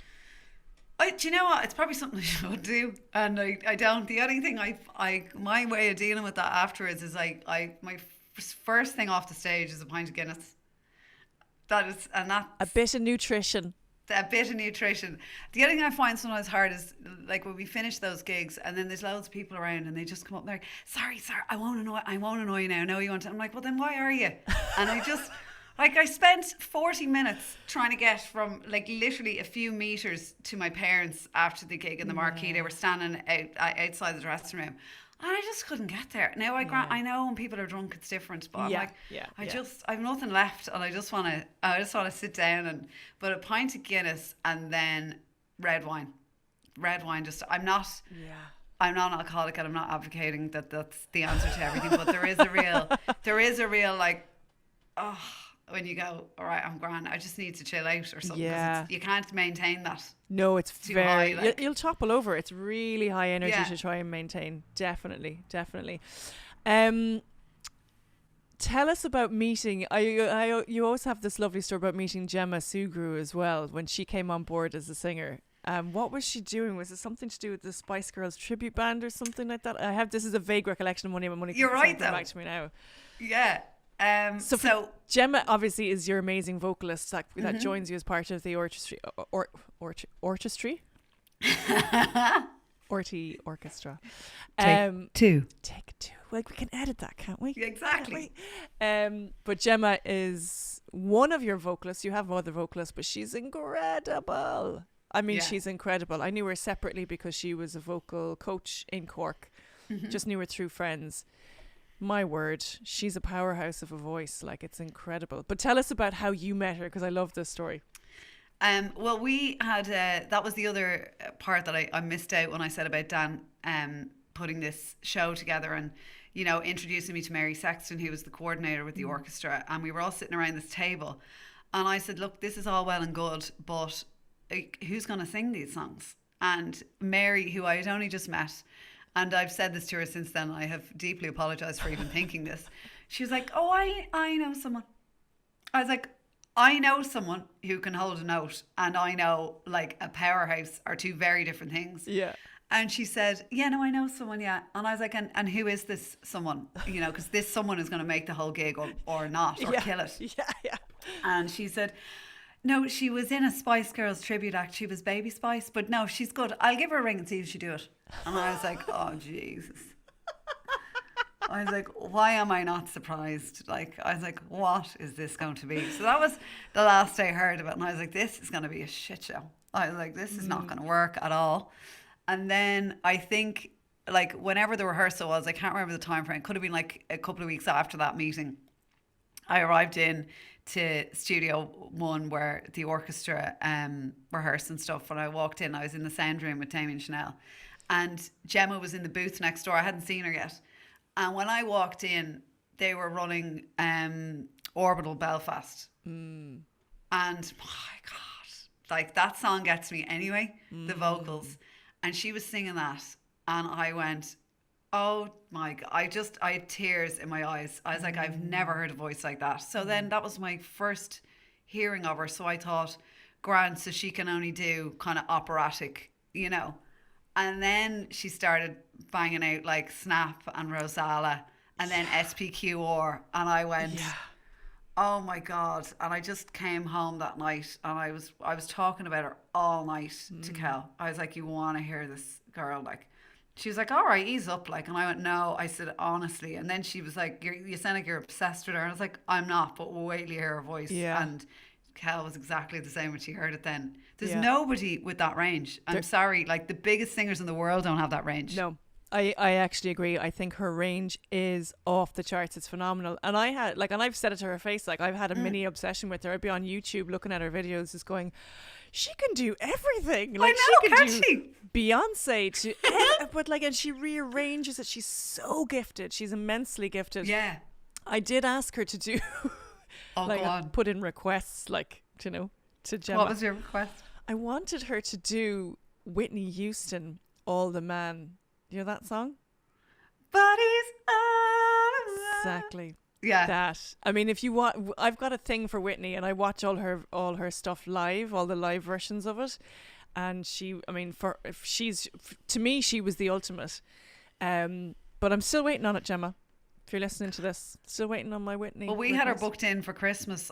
She was meant to be coming over, and then look, COVID was happening to people, and things were happening. They weren't happening. She didn't make it over in the end.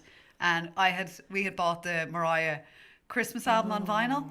Wow. And yeah. then we had the microphones all set up. Cal was like, I'm gonna get Gemma to do a holy night out here. I was like, and we sent it to her, and she's like, oh, I'm well up for that, girls. I'm well up. And then it just never happened. And then even, you know, she stayed here the night we played the Ivy Gardens, but she had an early flight the next day because Cal was like, can we do it tomorrow? I was like, we can't sing Oh Holy Night in July. And then I was like, well, I suppose we could. I'll make sure we film that one for you, and I'll get her to do Whitney for you as well. We'll send them up. Throw Whitney in there. Go on. We'll have to get you down to the rave cave now. Maybe you go. Actually, we've all the Whitney tunes as well, so we'd be good to go. Oh my word! I'd be in my element. That could bring me back. If that doesn't bring you back, nothing's going to bring you back. You're a lost cause then. Do you know what? When I gave up DJing, somebody who was a DJ at the time as well said to me, "You never quit. It never leaves you." And I've been asked so many times, "Would you go back?" And I'm like, no. I'm still like, no way. I don't know why. I felt like I had to shut that door to that part of my life for me to be, but there's still parts of me that are like, I don't think I would. Right now, I don't think I would. Yeah, you might though. Like if it wasn't a high pressure gig. If it was in like your, I have an idea of a rave dream. cave, I would. Oh, well, listen, that's always open to you. But I have this kind of dream gig scenario in my head that like I haven't figured out exactly how to make it happen yet. And it's really low key, but I watch a lot of DJ sets on YouTube, and like I love like all the kind of like Ami and Rampa and some of the nice kind of daytimey sort of little bit obscure like melodic techno, and it's kind of nearly chill out. Yeah. I have nowhere that I can play that, but I have loads of it. I always buy that. That's all the stuff I buy because that's what I love listening to. But I can't play that anywhere. But I have this, like, I'd love to do like a kind of an outdoors late afternoon gig in the sunshine. There's a place up the road from us here, the Baths in Clontarf has this swimming pool outside, and it's overlooking the pool bag. And if we did something like outside on that and just in the sunshine, nice like music that you love, not this pressure to fill a floor with bangers, but just people going around with, and that's the dream scenario to me. And I think if I did that, you'd be up for that. That sounds like what Cafe Del Mar used to do a long, long time ago. Do you remember those like afternoon sunny, like they were Ibiza sets really, like, but it was just chilled, and like you said, complete alternative stuff where it's just like there's no pressure to be playing classics. No one's dancing really. They're just like, this is lovely, like this is just heaven. And you get a cocktail handed to you. Yeah, like, oh, that's the job. That's the dream gig. Oh look, I might come back out for that. I'm gonna try. I wouldn't mind an hour. It's my friend who runs the place, and I'm like, I need to get onto him and go, look, I'll do it for free. I just want to do it. Will you let me do it? And can I bring my friend Hilary? I'd be standing there all nervous going, God, Jane, this has been very... It's a bit bigger than I thought. There's actually people here. Yeah, I don't know about this, Jen. Bring you back into your cave. I loved as well when you had... I know this is probably like... You had the Drive Time show on 2FM. I loved that because I loved listening to it because you really had a sense that yourself and Nikki had a real connection. Nikki Byrne from Westlife, you had a real connection, and that's I kind of think what I tuned into, and not because it was just because it was you, and like I'm mad about listening to you, but there was a real buzz about that show, and we spoke about it off air only recently. Is it something that you'd like to go back to at some point? I would love to work with Nikki again. Like it was my favorite time ever. And I said it at the time, and I still say it now. So I don't look back and go, God, I should have appreciated it, because I appreciated it every day. Yeah. It was just, it's mad. Like, it was 5 years. That blows my mind. Yeah. And it, like, I think our times moved a few times. Like, we were on at 11, and then we were on at 10. And I don't think we ever got to 9. We were aiming for the 9, then we never got it. 9 was the good time to be starting. We just we missed out on that. But we got 10 and 11. And it just I had a kind of I went in every morning, and we just had a laugh. Like it was just, and it genuinely was, you know. But I hope it didn't sound that, you know, to other people. But it didn't feel like forced laughter. No, there's a lot of like, ha ha ha, you're gas.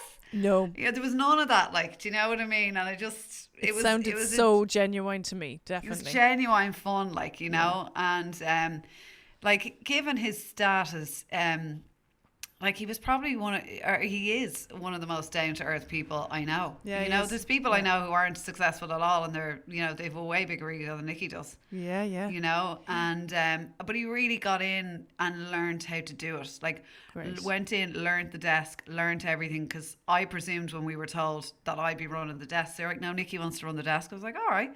And like weeks before we started the show live, he'd get up really early in the morning and go in and learn the desk. Fair play. Like, a lot of people just wouldn't bother. Yeah. You know, now you should do it, but a lot of people don't these days. So I really admired that in him. Like, if he's going to do something, he's going to give it 110. And he always did. But I would go back to that in a heartbeat. But then I'm also conscious that we kind of left it on a high. Yeah. It was fab. And if we maybe went back, we'd be like, oh, it's not the same. Like, something won't be the same. And we'll always compare it. You'd have to reshape it into something new, I think, if you were going to come back together. Yeah. But I would definitely be open to it. Yeah. As would he, I know. Yeah. Oh, it was amazing. I loved it. Like, I suppose. Oh, well, actually, one thing I did want to mention. I'm just looking at my notes here. When I was doing my research on you, Yeah. I loved your YouTube. Asher, it'll be grand Oh, designs. So this is when yourself and Kelly bought your first home together. yeah. And like you said, you thought, oh, she will just replace a bathroom here and there, and then realizing that once you start ripping out an old house, it's like a bottomless pit. I had no concept because, the previous house that I had was like not that old, kind of, just normal, didn't have all these really, like the house that we bought was built in 1890. Like, Wow. so a big, and just, I Yeah. had no experience of what that meant. And it turns out it means everything, it Yeah. means like everything is, it's freezing cold, Yeah. and Rewiring, rewiring replumbing, possibly a everything. new roof. Yeah. Yeah, thankfully we dodged the new roof. It's about the only thing we dodged. Brilliant. But I just thought, oh, we'll put in a new bathroom, and I would pick away at it in stages. But sure, you couldn't. Like, I think the house was like a G rating. Like, I mean, it was just, it's like a sieve. You couldn't, like, Yeah. and even like, I don't know how it was wired up. There was just plug boards under carpets everywhere. And I was like, oh God, this is like, feels like a death trap. It is a fire hazard waiting to happen. Oh, I'll tell you. exactly. Yeah. So, yeah. And I think because it was during lockdown and we just all felt so disconnected from everyone. And then a friend of Kel's kind of works in the industry a bit, and she said, look, can I come down and film you guys? And we were like, look, knock yourself out, sure, like, we're doing nothing. Yeah, and you can hear her laughing in the background. It was just, I love it because you can hear her like giggling away at the two of you, because when the two of you get going, you are just great crack. Like, you're so much fun. You're I think so we much just fun. had to laugh because it was like, we'd moments where we're like, what the hell are we after doing? And trying to get tradespeople during lockdowns or do anything. I mean, that's, We were lucky now because we had them all booked in, ready to go. Okay. And then kind of, it nearly suited them when the kind of, suddenly there was an empty house with no one in it. So they were coming in individually and doing a bit of work, and we weren't living here. So it was amazing. perfect. But I do remember the day coming out of the solicitors with the keys, got into the car, and Leah Vracker came on the radio and kind of officially announced That this thing. day? That literally when we got into the car. Oh. And I went, we were all like, yay, woo! And then he came on the radio, and it was the first time someone had confirmed this thing is real, it's here, it's a problem, and everything's shutting. And I suddenly realised Wow. all that income is gone. Of course, So because that all was your kind of- live gigs. Yeah. Now, don't get me wrong. I was very fortunate that I still had my kind of day job, but I was relying heavily on the rest too. And I know there's people who had nothing to rely on, so I totally understand that it's not the same. But it just felt like an extra. Oh God, like this is not what I Thanks, needed Leo, today. for taking the wind out of your sails. Thanks, I know. Leo. It's not his fault, I know. Do you know what I mean? There's people we can blame. He's not one of them. But yeah, and then not realising how long that was going to go on for. Just thinking it was a couple of weeks. Yeah, And it was a then- weird time, wasn't it? Yeah. And I remember, like everyone, like, did you get moments where, you'd be fine, and then you'd start bawling? I'm trying to remember back. Yeah, I felt like I was under kind of massive pressure in a weird way. I think I'd come off the back of the young offenders. My youngest child was still really small. It was a real kind of, and my dad became very ill later on in the year. 2020 was a real melting pot of change for me personally. I know it was a melting pot of change for, I think, society in general and the world at large, actually, really. But yeah, there were days where I was like, where is this going?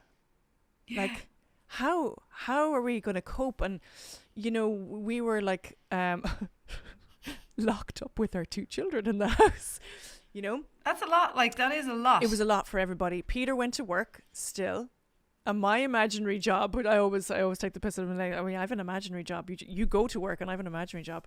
I kind of like, it was a melting pot for me because I had to be there for the kids. Yeah. Whereas Peter was still going to work. So that was like, it was a real shifting of boundaries within the family unit as well. So there was a lot of that going on, and really pressurized. So I used to step outside the door and take a breath. That's what I had to do. I just felt it so, like when life is normal and you don't really overthink about it, you don't realise how good you have it until someone takes it away. Where you're like, oh, I don't want, no, look, can we get out of that on Friday? I don't want to go, or whatever it was. And then suddenly you were like, we can't go anywhere. And we literally cannot see even our neighbour. And It's bizarre. Yeah. I remember somebody had said a couple of weeks into it, someone said to me, you know, life is never going to go back to what it was, ever. And I was like, what? And just hearing that, I never believed that to be true, but I was feeling quite low at the time, and I couldn't stop crying. Oh, God. And Kel was like, don't worry. Like, she said, we literally just drowned ourselves in wine every night. Yeah. You know, and I know that was terrible, but at that point, it was like, you know, that's all people had. And then after a while, you were like, this is continuing. We need to get out of this because we can't keep doing this every night. This is more than a few weeks, you know. I went the opposite. In the first lockdown, I just was like, okay, I'm cleaning everything, including my liver and my body.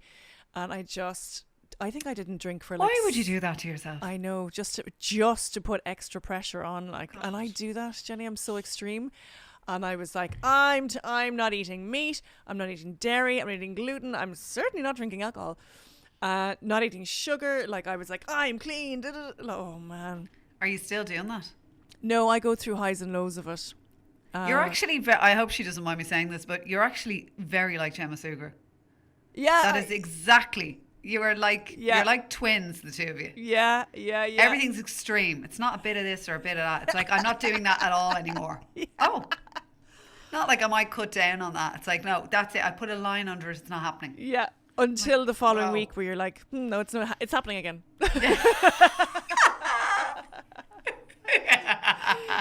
Yeah. No, I do. I get really extreme. I go to extremes. Yeah. And I'm always trying to find the balance in the middle of like... I'm always trying to find the balance, but yeah. I think if you're just that kind of person, there is never a balance to be found. Yeah, the swinging pendulum swings quite wide with me, definitely. See, I just know, I just kind of don't have any of those intonations whatsoever. It's like, but it's great. You have that natural balance, then, you know. I know I could probably do with the balance a bit more on your side than me. It's like, just do whatever makes you happy and worry about it later. Yeah, but that is actually very zen, though.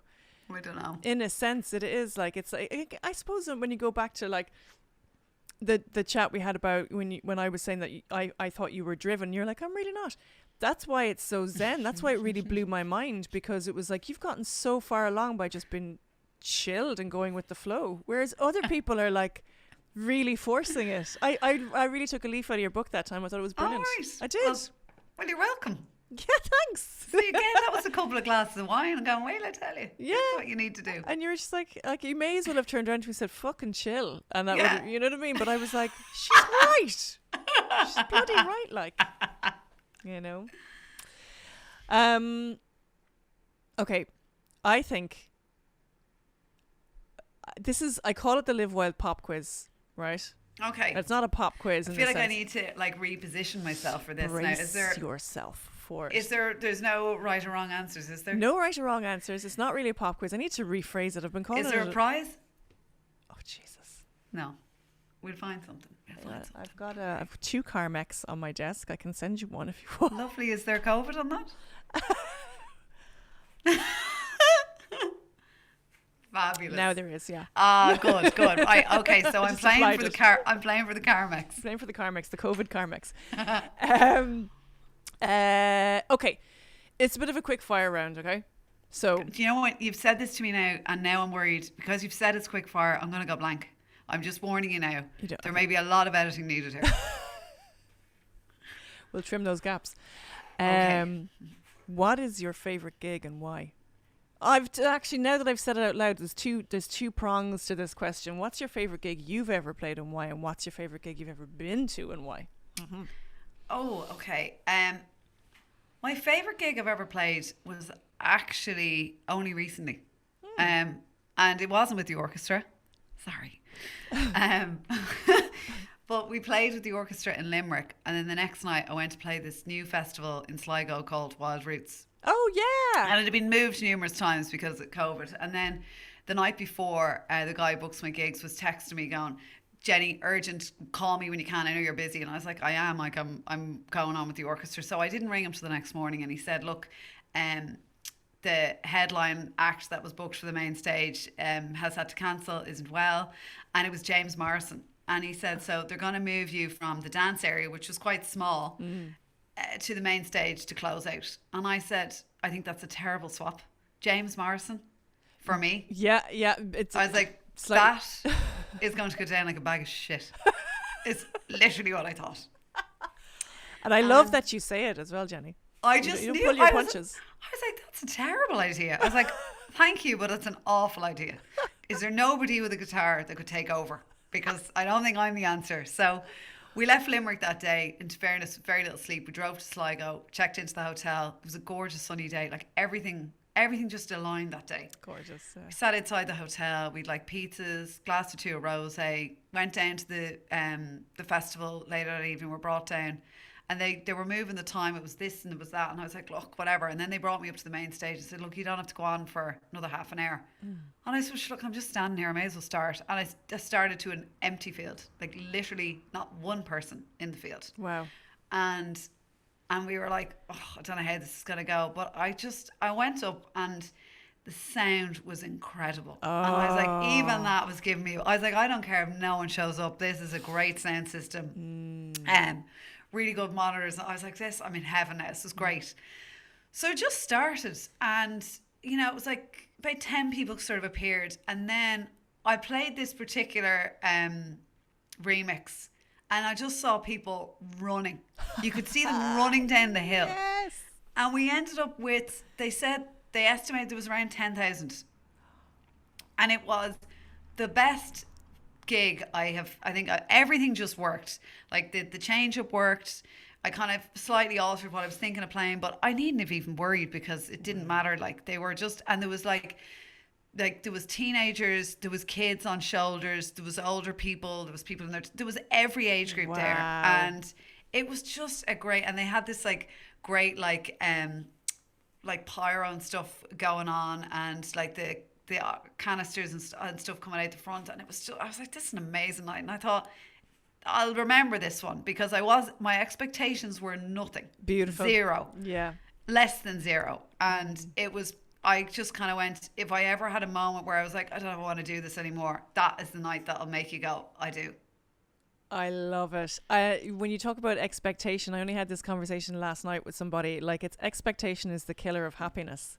Yeah. When you attach expectation to something, and it's very hard to avoid attaching expectation to something, you know what I mean? Because you're trying to give yourself a picture or an outline of how things will go or what way it'll be.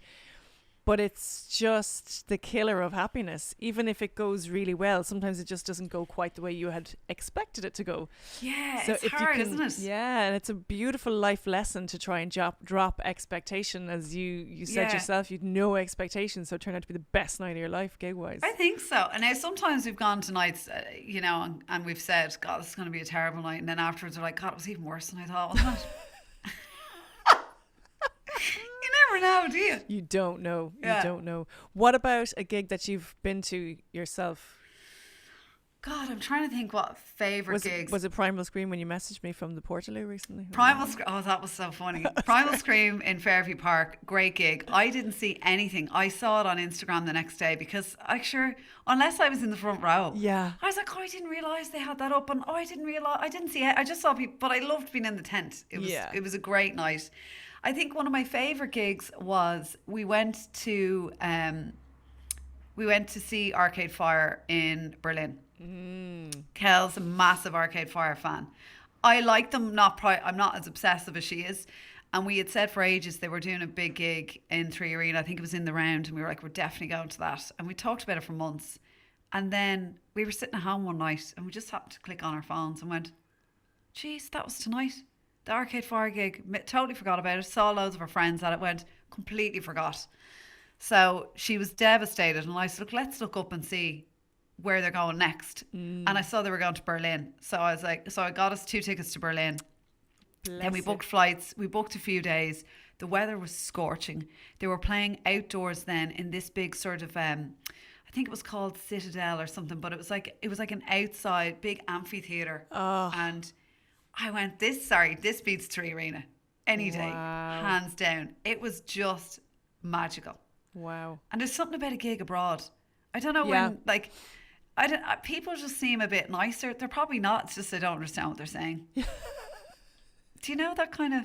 I feel they're a bit more civilized or something. Like there was a queue for the bar, there was a queue for the toilets, and I was like, the toilets are clean, no one's shouting at each other, and everyone's just standing here really calm and real polite. Yes, I agree. As a punter, I think that's amazing. But as an artist, apparently most of the artists and the really, really like A-list artists absolutely hands down love playing Ireland because they reckon it's absolute carnage. Yeah. So it's great for them being on stage. It whereas is. It's slightly different as a punter when you're down in the mix with everybody and it's carnage and you're like, oh, this is too much for me.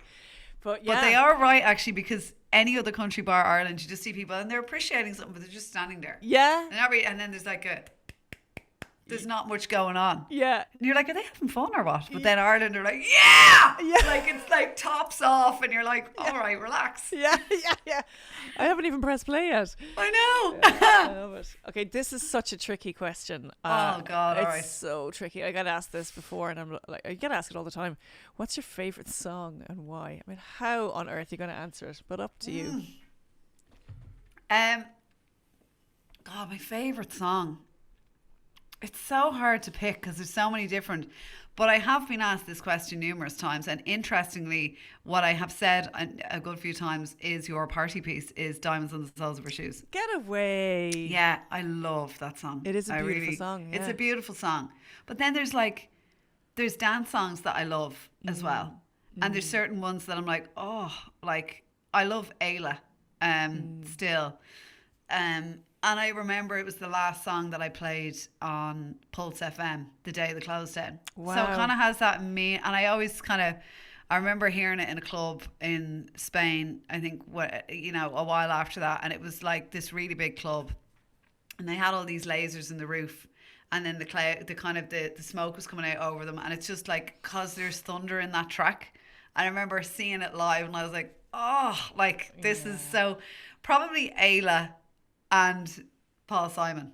Yeah, like and Diamonds and Soles of Her Shoes. So far different. apart. Yeah, but that's so brilliant because I suppose my next. But you're the kind of DJ now that will probably mix them together. Do you know what I mean? Do you know, you wouldn't know where you'd be going. You don't feel like, how'd she know? What's your favourite songs? How did she know? Oh, Hilary, thanks. Speaking of how do you know, do you feel like there's an intuition that goes with DJing? Like an intuition in the sense that you can read a crowd, not just by facial expressions, but by energy. Do you feel like there's my question is, do you feel like there's an intuition that goes with DJing? There probably is. And then I think, because everybody sort of says, oh, and I touched on this earlier, just feel the music, never plan out. But I like to kind of plan out. It's like, I'm not comparing myself to a band, but if a band went on stage, they wouldn't go, we'll just see how we feel, lads. We'll just swing it. We'll decide what song's going to do. And because I'm doing it so often, you're 9 times out of 10, you're like, I know that works and I know that doesn't really work. Mm-hmm. Especially, it's easier because I'm playing in the same country. Mm-hmm. I think it's when you go abroad, that's completely different. Like I played in Australia years ago and I remember playing in Melbourne with Potbellies and it was so weird. Like everyone stands with their back to you. And and it's like this really big club. We're on this big stage and they all stood with their back. And I remember I was like, and Johnny and Potbellies was like, don't be alarmed, they'll stand with their back to you. And I was like, what's that about? Now, it could have just been this particular club. I was like, this is weird. And then all of the music that I thought that goes down here at the time did not go down well over there. Wow. Okay. And I was like, right, but because most of my gigs now are here and they're maybe every week, I'm like, I know that works and I know that doesn't. Yeah. So I kind of, and I would, if you're there, you can feel if it's not working and you're like, right, I need to change this up. But in general, I kind of have a plan and I kind of stick to it, whether that's, everyone says that's wrong, but sure, I know DJs who pre-mix the fucking thing and aren't even playing it and they're like, oh no, see how you feel, man. I'm like, you've already pre-mixed that. I would never do that. I just kind of like to kind of go, like I could spend 2 weeks picking an intro that I'm going to start a set with just to get the right intro. Love it. Because that sets the tone completely. Yeah. And if that's hasn't enough of an impact, well then I just think the whole thing is a bit I would have had loose guidelines. I would never have picked a set song by song by song, ever. I never did that. But I would have had like, here's what I'm starting with, like maybe a bunch of stuff, and then I would kind of snowball off from that. And I was like, here's the middle part of my set. And I would have a bunch of stuff picked for that, and then just let it kind of snowball off that. And then I was like, here's what I'm finishing with. Yeah. You know what I mean? So I never I wouldn't have been specific in every single song, but I would have had a rough guideline for the outline of the set, you know. The finishing tune, I think, is one of the hardest. And it's my favorite song. Yeah, and it's my favorite. But it's like trying to, there's a couple of songs that are obvious finishers and you're like, I don't want to finish with that. It's so bloody obvious. I don't want to finish with that. What, like, do you know, can you think of, like, what were some of your ones that you, I don't mean to put you on the spot here now, it is your podcast. But like, you know, people, like the obvious ones sometimes are like, you know, bloody Born Slippy or something. You're like, oh, like it's just so, oh. There's one that I used to play quite a bit, and that was when I was playing a mix of like hip hop and soul and funk and stuff. And I used to finish out actually a lot with Lionel Richie, All Night Long. Oh, nice. Yeah. Nice. And I used to work it into house sets as well. That would never not work, to be fair. It you know, because it always felt like even the story of the song lent itself to it because it was all night long. You know what I mean? I'm going to be doing that for all my sets now. To be like, she's playing Lionel Richie. Oh, I love it. Because I'm playing, like, I have a gig coming up in a few weeks, and I was like, God, I said, would I be really out there and finish at Riverdance? Right? And Kel went, no. Jesus, no. And I said, you know what? It'll either like go down a bomb or it won't. And I was like, oh, it just, like, is it worth the gamble? Like, it's like, oh, I don't know. Like, it's just so, like, it's one of those unexpected ones. Yeah, that you might. They'll either crease themselves laughing and be like, yes, or else they'll be like, what? Or they'll be like, get off! So, yeah, I haven't made a decision on that yet. But it's funny, actually, when I said to you about the favourite gig and the Sligo thing, and I kind of had worked out in my head what I was going to play, and then suddenly I was in the car and everything, the time changed, whatever. And Kel said to me, look, I really think you need to throw in a bit of ABBA. I said, absolutely not. I said, I'm not stooping to that level now. I said, if they don't like the set, they don't like the set. And she was like, I just think that would kind of appease everyone. And I was like, I am not doing that. Then we were back in the hotel room. I was going through my music on my laptop, seeing what I had. And I said, I have a remix of Gimme Gimme. And she was like, throw it in. I went, oh. I said, don't film it. Whatever you do, I don't want that up online. Did it work? Holy God. Like, it was the tune of the night. I was suddenly out the front. I was like, yeah. And I know you're like, Kelly, are you getting this? Film it, I know. quick. She did film it in the end. And I was like, but that was all down to her. So yeah, but you never know. But yeah, anyway, we might, Riverdance still might have an outing. Who knows? Ooh. Do you know what? I'm feeling I won't now because you didn't even light up for it. So I'm like, no, I don't know. leave it. I'm sorry. I don't know. I'll be sending you a video of me getting things thrown at me on stage. I'll be like, look. No, do you know I tried my silence. My silence tried to tell I might do Mariah Oh Holy Night. Oh, Gemma's version. Wouldn't that be lovely? That'd be great at the end of a festival. It'd be beautiful. People would be weeping. People would be weeping. Speaking of weeping at songs, are there songs that you just tune into that really touch an emotional core within you, and then in a beautiful way? Like, some people go, "Why are you crying? Are you sad?" I'm like, "No, it's just amazing." Are there songs that do that to you? There's definitely songs. I mean, lately, funny, it's one of your own, Talos. Very his good. latest, All Ours, which I don't know if I'm the only one playing it, but I feel like I am because I'm literally playing it off the wall. I love it. Wow, I must tune in. But the first time I heard that, I was in the car and when I had opened my emails and listened, and I just started bawling, crying. It's one of those, but it's like, I've listened to it loads of times, and I hate to say, I don't even know what it's about. It's one of those. But it touches something in you. Oh, it's a real spiritual kind of like, I still love that. And then there was another, we went to France for my 40th, by the way, just recently, not my 43rd. We went on the 8th of April, 1982. And when we were over there, I bought like loads of records when we were there, and just such a great selection over in France that you wouldn't really get here. And I bought a load of bits and pieces, but one I bought was by this German producer, Christian Loeffler, and it was Parallels, the shellac reworks. So he was given all this like classical music from the 1930s. Wow. That was recorded on these shellac discs, so for like a gramophone. Yeah. And then only a while back, I think, this place over there had digitized what they could of the recordings, and then he got access to them and told, you can do whatever you want with these. It was just like incredible, like real classical music pieces, like even like Beethoven and Bach and all are on this. And then he has like this kind of it's like a choir, but it nearly feels like a Gregorian chant kind of, and he's taken the original bit and then he's put like a really like melodic techno little thing behind it, and you can even hear, like, I was like, that's a new record, why does it sound like that? I thought it was but it's the crackle in the original, it's the jump in the original. See, I love that. And they left it in, so it's still there, so you think there's something wrong with your needle, but it's not. Beautiful. I listened to it last Friday. I was sitting out there just in the rave cave in the afternoon, and I just put it on, and I tears streaming it, but like good, happy tears. Yes. I love I'm kind of drawn to sad music, but I think a lot of people are. But like you said, it can be a therapy. It can facilitate something that resonates in your body to come out, you know, and whether that's through weeping or dancing or laughing or whatever it is. Great, whatever works for you. Just when you said chanting there, that's what I mean. You laugh at my playlist now. My playlists are all spiritual chanting. Oh, nice. Yeah, all kind of Aramaic songs, like Tibetan Buddhist monks chanting. Like that's lovely. That's what I tune into on a daily basis, and I just love it. Like I wouldn't be playing it in a set or anything. Like you wouldn't be finishing on it. I wouldn't be finishing on it. Maybe one of them, maybe. But I love it. It really, that's the stuff that I just kind of, I just let it work through my body. It's a different way that I'm listening to things now. I think maybe that was part of the reason why I stopped listening to music at that time a couple of years ago, and now I've come back into it in this more, I don't know, in a weird way, I want to say embodied way.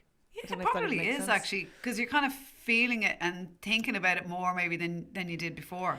I think so, and I think I used to look at it more as a work thing as well, so that was nice to separate that out entirely. I know you've a slightly different perspective of it, but for me I think it was a work thing. I knew that I wasn't going to stay in DJing for the rest of my life, so maybe that's what I had to shut the door on a bit. So now coming back into it, it's very much an embodied thing. It's like almost like a tool that I use, you know, to progress in my day. But it kind of like it flushes things kind of out of you or whatever. I don't know. There's a thing, but I to be fair, I don't know what, I'm a very emotional, I cry an awful lot anyway. I don't have to be very upset. I think my emotions are always very high, so it takes nothing. Yeah. Well, it's not. It's like, I think it is. I think it's beautiful. No, do you know what? There's a line, and I'm way past it. So if someone said to me, like, could you read that out about a complete stranger that I've never met? I'm like, yeah. And I can't even get the words. Like, you know, I couldn't even, and it's not a sad occasion, like I couldn't even read like, you know, one of the, whether it's a prayer or something at someone's wedding even. Oh yeah. Like, and that's not even, I'm like, I'll start crying because I'll get the emotion of it will hit me even though it's not emotional. And you just kind of, and you know, just something bad about that. But you think, given that I do it so often, it would just, there'd be nothing left. But there's always something. Because you always look, again, on the public stage, like very calm and collected. It's a very good act you got going on. I love that. You do, though, because you play big crowds. You're very calm, very collected, very in control. You know, so it's a nice, wow. I'm always shaking. Like, I'm just like, just kind of get like, my adrenaline gets so high and then I'm so anxious. And then I'm like, and then my head starts twitching. I'm like, I'm just shaking. Like, I need to kind of. Do you enjoy it at all? Like, I actually do. Are you all right, Jen? You okay, hon? Yeah, I'm quite a shy person. Like, I'm good with people I know really well. But other than that, I'm very quiet. Like, I hide behind Kel if we go out anywhere. I'm not like, I'm not overly, I am sociable, but only to small groups of people I know really well. I'm terrible in a big group. But everyone looks at you and goes, Hilary, great crack. And even that's a pressure. It's funny. Yeah. And I'm especially when you used to do those, groups. Like before even the unbelievable success of Young Offenders, which to this day I'm always like, that's my friend. Nah. I'm so proud. Like, it's so proud. It's the sweetie. best thing that has ever been on Irish TV, ever. Bless and you. It just so doesn't look like something that was made in Ireland, and I mean that as a compliment. Thank you. Do you know what I mean? Yeah, I do. Yeah. But when you were doing like the sketches and stuff, was it the camera? What was it called? Yeah, it was called The Fear. It was the hidden camera show. Yeah. Like the stuff you did on that, I was like, oh my God. So then people kind of think, oh, she's a head case, like she's mad. Or we played in one of the gigs after the Savoy. It was pre-Young Offenders and pre The Fear, I think. And we were in McDonald's. Do you remember about? Oh my God, I remember about this. 3 a.m. or something like that. Mousy, like sitting there. It was, I think there was 3 of us there. And someone's like, Handy Sandy, yeah. And I was like, God, that's a bit much, like, you know. I suppose, you see, it's interesting because they think that you're the characters. They think that kind of. I wish you were Handy Sandy. No, I'm joking. I don't. I'm only joking. Oh, bless her. There'd be no Young Offenders without her. She was like the forerunner of it all. Yeah, it was an interesting time. Yeah, because it was quite experimental and it was very much like my kind of first foray onto screen work that went viral. So that's why I think there was a slight confusion as to who I was. You know what I mean? People just, because they hadn't really seen much of me on screen before as an actor, presumed that I was that character. Yeah. So it took a while to kind of, I suppose, shake that or go, no, I'm not. I'm just an actor. I'm just an actor playing that. What was it like though for you because you live in Cork and it's filmed in Cork and I still get it. That's what I was thinking because like you must just get stopped all the time. I do. Because it's not even like you looked like you're like you kind of like you weren't that changed for the show that people wouldn't recognise. It's not like you had different colour hair or something or you know. Yeah, I was only threatening the other day that I might actually dye my hair blonde. Because for the Young Offenders, like it's still. I mean, I suppose the last time it went to air was 2020. Was that the last time the season 3 went to air? I think it was. Yeah, you know, so we're kind of 2 years past it, and I suppose it does have reruns quite a bit, so it's still fresh in the kind of public mind. But every time I go out, every time. Well, particularly I'd say if you're in the English market, are they like, Mairead, get us 2 plates there and a bit of hake? Stop. That's probably the worst bit. Yeah. Or like, you know, it's funny. You know, I was only talking to Chris and Alex the other day, who play Connor and Jock. And Alex said, you know, he still has people kind of going to him if he orders in a restaurant. Are you getting the chicken? Are you? Oh God! And because it's so long ago for him and for us that filmed, we forget all about it. But it's very fresh in people's minds. So like, you know, sometimes people will go to me, "Oh, you got a fish and chips takeaway there," and I'm like, I've no idea what you're talking about. Like I've none. Like I just wouldn't think of the storyline or I wouldn't think of the characters and.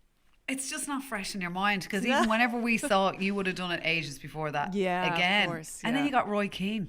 Oh, he was amazing. And I begged you. I was like, I'm not asking. I was like, can I please have it? If you have a nightclub scene, can I be in the background on the decks? And you were like, look, yeah, if we have one. I was like, just put one in, or I'll just be in the background. You know? I kept saying to Peter, I was like, how are we going to get him in there? How are we going to get her in? Like, if it comes back, you're going into it. If it comes back, you're definitely. Well, I have it on record now. Yeah, it's back in. I'm in. There you go. But Roy Keane, yeah, that was cool actually. I think it was through a crew member and found out like, oh yeah, he's a really big fan, and we were like, really? Okay. And he was so cool. He was so chill and so cool and so funny and so engaging and just awesome. Like he was as awesome as you think he might be if you're a fan. Like amazing. Yeah, it was brilliant. But this back to you. There might be another season anyway. You kind of alluded to that. Come here.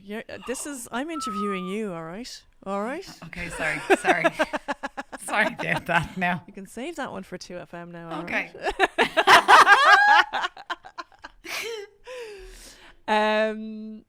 Back to the boring questions. Oh, go on.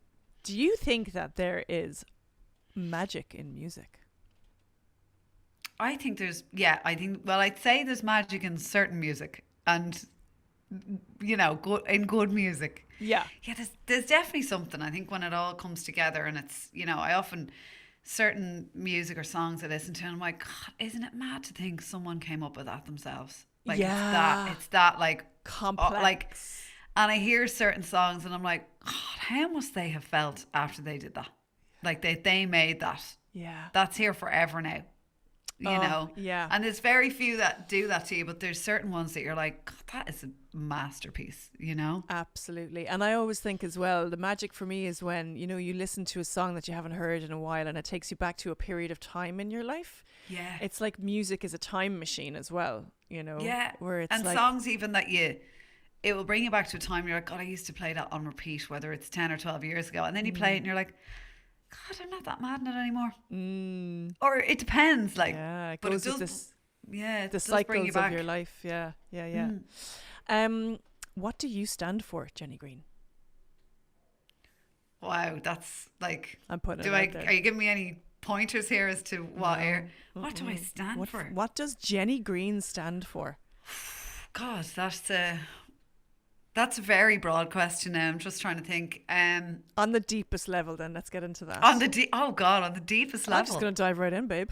I'm trying to think, what do I say? And then I don't want to offend anyone. Like, what do I stand for? I suppose there's an awful lot of, I just think the world these days is a very different place to what it used to be. And it just feels like, I don't know, you're constantly worried or something, or you're worried about doing the right thing or saying the right thing or and all those sort of things. And I just don't engage in any of that. And, you know, and I probably live in the past in that way where when we were younger, our lives were a lot simpler. And I try and keep that as much as I can now and stay away from all of the other stuff and like just the online, the influencer.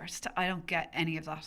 I don't get how that's a job. I don't get how it's a career. I know that people will hate me saying that, but it's just so vacuous, the whole thing. I just can't get my head around it, you know? And I think I stand for everything that is not that. Wow. Yeah. And I know that mightn't be popular with a lot of people. No, but that's the strength of that. Yeah. Like even you saying it and saying that mightn't be the popular thing, that's the strength of it. Like, it, you know, that you're standing by it. I just wonder, you know, a lot of things always have a shelf life. I don't know if this influencer stage has a shelf life. Feels like it doesn't, unfortunately. And I feel like it's seeping into every avenue. And it's not real life. None of it's real. And I know a lot of these people who couldn't have a conversation with you. They'd be like, hi. They can't even look you in the eye. And they're like super confident on, so guys, everyone's been asking me, you know, where I got my hair done. And I'm like, firstly, no one's been asking you. And you're not like that at all. Do you know? I'm like, it's just, I'm more amazed at the people who follow this crap and think, you know, I'm like, why are you looking at this? It's rubbish. Like, there's better things out there to do with your day. I think I could distill what you stand for down into a word. I might be wrong, but God. I think, no, honesty. I'm very honest. You are very honest. Maybe too honest. No, I don't think so. That's always like, you're very honest. And I've always loved that about you. Oh, well, thank you. You know, because in a sense, if you go further with that, with honesty, you know where you stand with a person and it makes you feel safe. I feel safe with a person. I feel safe having a conversation with you because I think you're a very honest person. Do you know what I mean? Well, yeah, I mean, I can't, it's a good thing and a bad thing because I lack the capability of being fake, which sometimes in this industry you need a little bit of. And even in life you do. You can't just be nice to the people that you like. You have to sometimes just put up with people. A little bit, yeah. But I find it hard to hide it. Yeah, you know, I find it hard to be like, hey, how's it going? People are like, just be polite, be friendly and whatever. I'm like, I can't do it. Yeah. I just can't stand that person. I can't stand what they stand for. And I'm just, I don't have it in me. I know. I feel the same. My good friend Dom, who plays Sergeant Healy in The Young Offenders. Oh, yeah.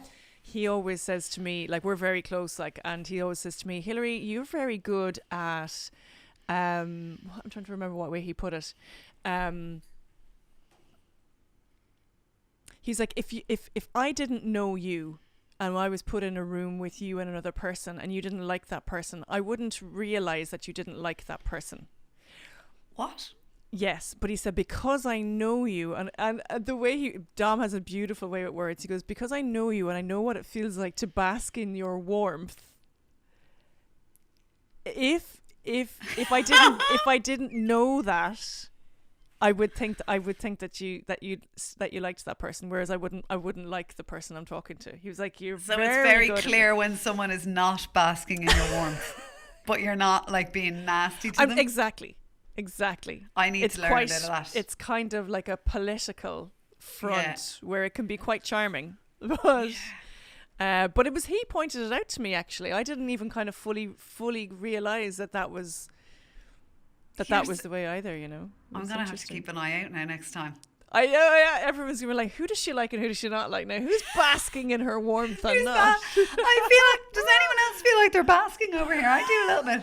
Has anyone got some water? I'm basking a bit too much. There's a glow coming off her, and I think I'm overheating from it. Oh my God, I know. Stop basking me, will you? Give me a break.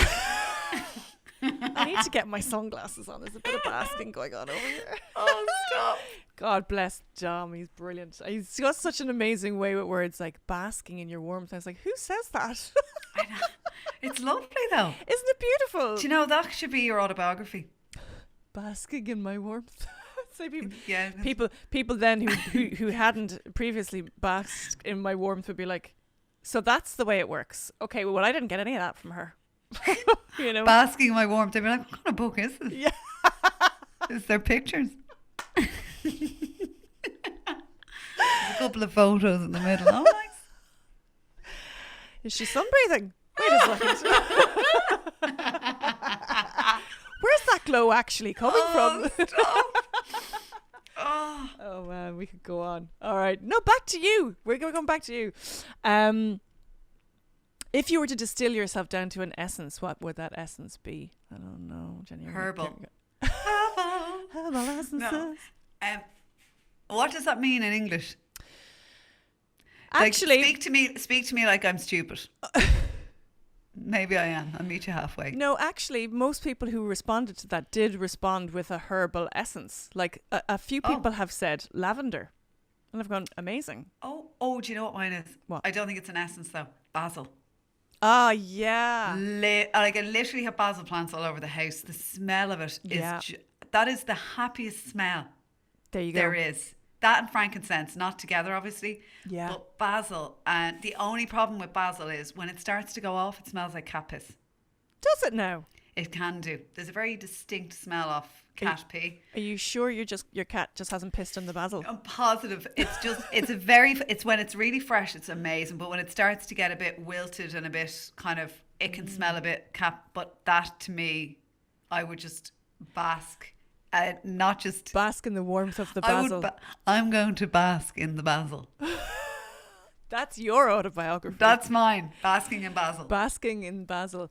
Have you ever tried those combinations, those kind of mint chocolate basil combinations, those plants that you can get? Have you ever seen those? It's a plant, is it? Yeah. Oh, I thought it was a cocktail. No, it sounds like a cocktail. It'll end up in a cocktail, 100%. I've put it in a cocktail, but it's like a cross between basil and mint, but it's got a chocolate flavour to it. But it's a plant. It's a plant. Honest to God, I'll buy you one and I'll send it to you or drop you up. Yeah, I have some in my garden. It's very confusing, I must say. Oh, you're growing it?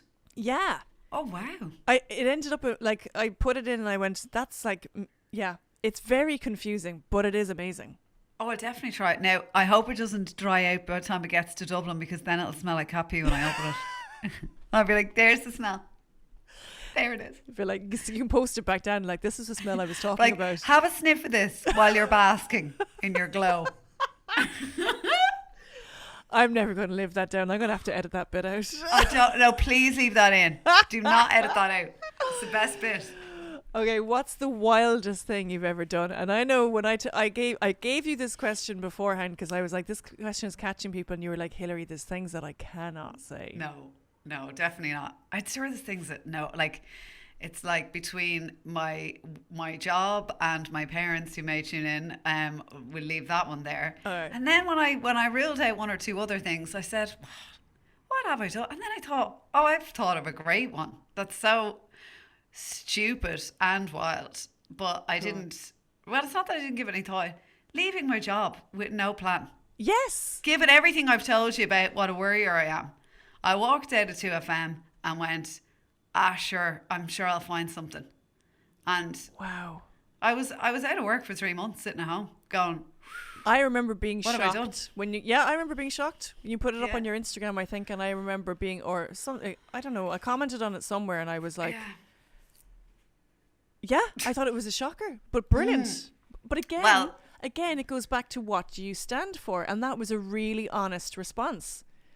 You stood in your strength, and you stood in your honesty, and went, "This isn't what I want." Yeah, I think it was like, I was shocked sort of when the change up happened. I didn't see it coming.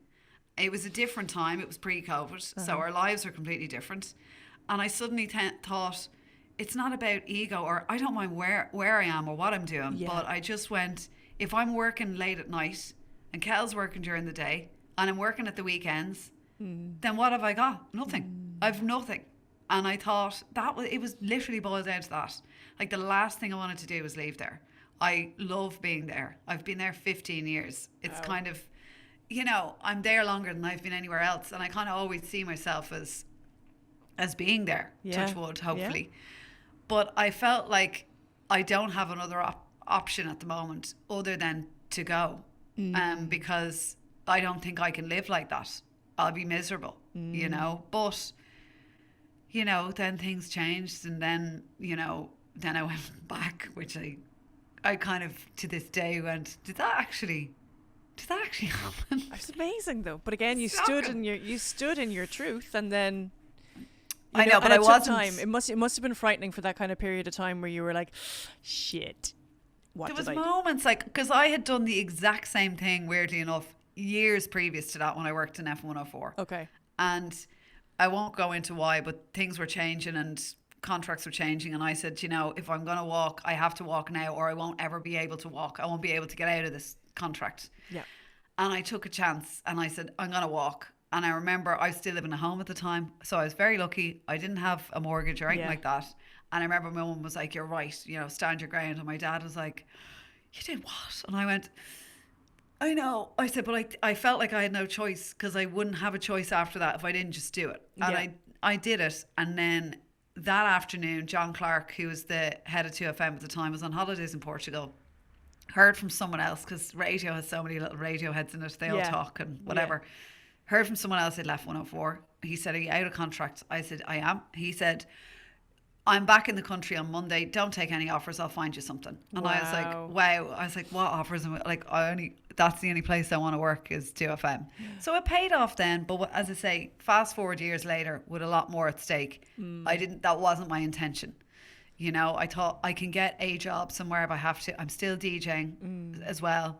But that was kind of where my head was at. But I think going back was kind of, I felt bad nearly going back. I was like, after making this big, I'm going. I was like, actually, I'm coming back.